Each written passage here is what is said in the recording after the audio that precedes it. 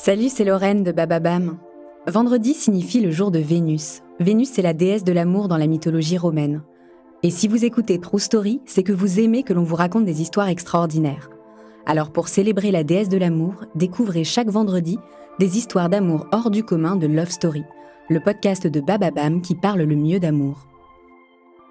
Il a profondément marqué l'architecture américaine. Elle a importé d'Europe une pensée féministe.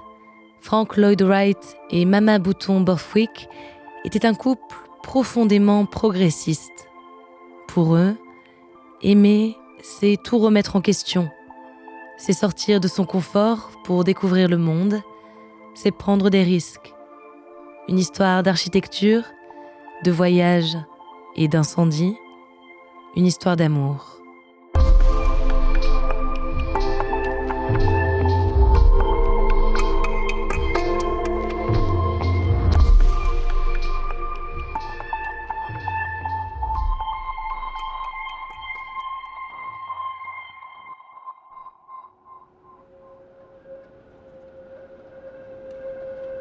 « 1908, Chicago.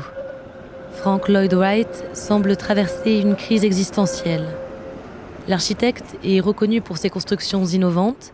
Il s'est singularisé avec les maisons prairies, des pavillons horizontaux d'un seul tenant qui se fondent dans leur environnement.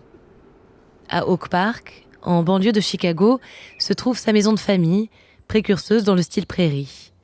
Elle accueille la femme de Frank et leurs 6 enfants. Frank est un homme de caractère, érudit, à l'esprit non formaté. En 1894, quand l'architecte Daniel Burnham lui propose d'aller étudier aux Beaux-Arts de Paris, une des meilleures écoles de l'époque, il refuse. Il dit « J'aime mieux être libre et rater mon coup et être sot que d'être lié à quelques succès de routine. Je n'y vois pas de liberté. Voilà tout. » Frank rompt avec l'architecture classique européenne. Il qualifie son travail d'organique. Il refuse la standardisation des bâtiments. Il recherche, il crée et il surprend la profession.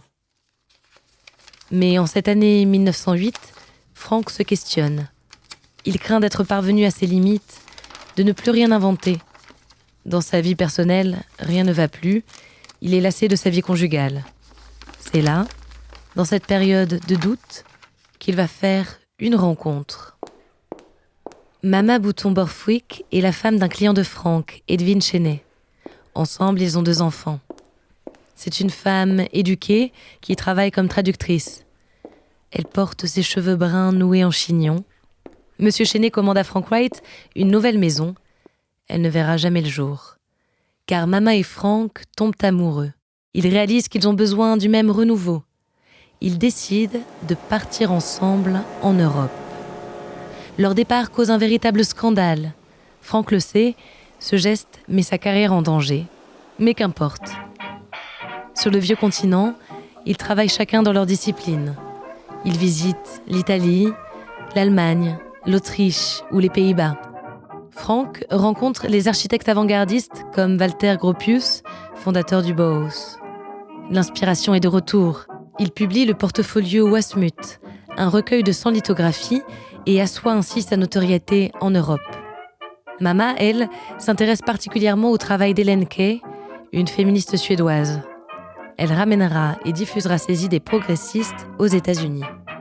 À leur retour en Amérique, en 1911, Frank et Mama sont loin d'être accueillis à bras ouverts. L'opinion publique les considère comme un couple indigne. Ils s'installent dans le Wisconsin avec un projet, fonder une communauté unitarienne dans le village de Spring Green. Le terrain a été cédé par la mère de Frank. Il y construit des bâtiments communautaires, domestiques et agricoles.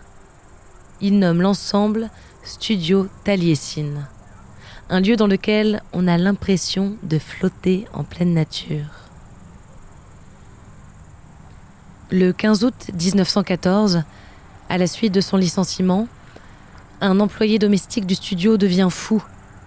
Il s'appelle Julian Carlton. Il met le feu au domaine et assassine 7 personnes à coups de hache.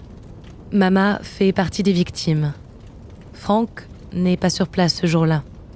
Dans tous les journaux, On partage sa sidération.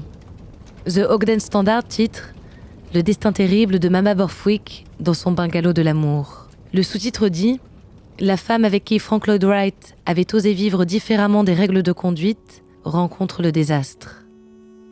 Frank surmonte sa tristesse en reconstruisant le studio Taliesin, mais il sera de nouveau détruit par un incendie en 1925, puis reconstruit de nouveau. Le lieu est inscrit comme site patrimonial depuis 1960. Après des années d'errance sentimentale et professionnelle, Frank se reprend. Il produit de nouveaux bijoux d'architecture. Il découvre de nouveaux matériaux. Il explore toutes les formes géométriques et toutes les méthodes de construction. La maison sur la cascade qu'il construit en 1935 est un des exemples les plus aboutis de l'architecture organique où l'homme et la nature entrent en communion.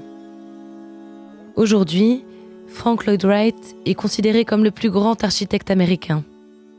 De Mama Bouton Borthwick, on garde malheureusement le souvenir du massacre. Un des plus violents que le pays ait connu. En visitant aujourd'hui le studio Taliesin, on peut malgré tout observer les vestiges d'une utopie.